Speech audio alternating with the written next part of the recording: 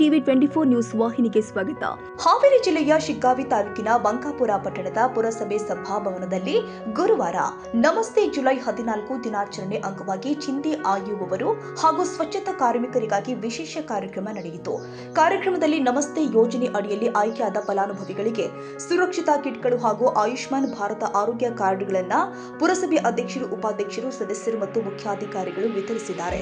ಇದೇ ವೇಳೆ ನಶಾಮುಕ್ತ ಭಾರತ ಅಭಿಯಾನ ಕುರಿತು ಪ್ರತಿಜ್ಞಾ ವಿಧಿಯನ್ನ ಸ್ವೀಕಾರ ಮಾಡಲಾಗಿದೆ. ಬಳಿಕ ಜ್ಯೋತಿ ಬೆಳಗುವ ಮೂಲಕ ಕಾರ್ಯಕ್ರಮಕ್ಕೆ ಚಾಲನೆ ಕೊಟ್ಟು ಫಲಾನುಭವಿಗಳಿಗೆ ಸುರಕ್ಷಾ ಕಿಟ್ಗಳನ್ನು ವಿತರಣೆ ಮಾಡಲಾಗಿದೆ.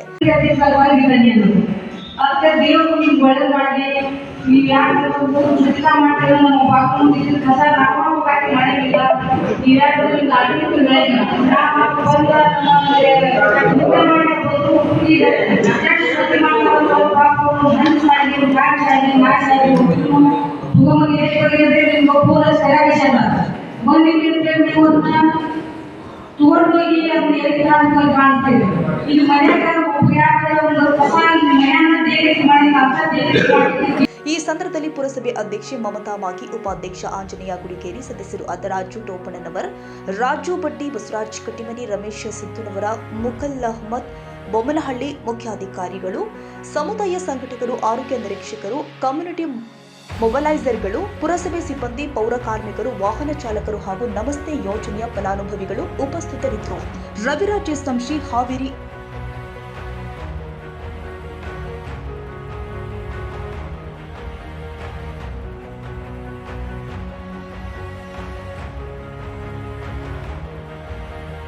ಕನ್ನಡಿಗರ ಮೆಚ್ಚಿನ ನಿಮ್ಮ ಟಿವಿ 24 ಕನ್ನಡ ನ್ಯೂಸ್ ವಾಹಿನಿ ಇದೀಗ ಟಿವಿಯಲ್ಲಿ ಲಭ್ಯ.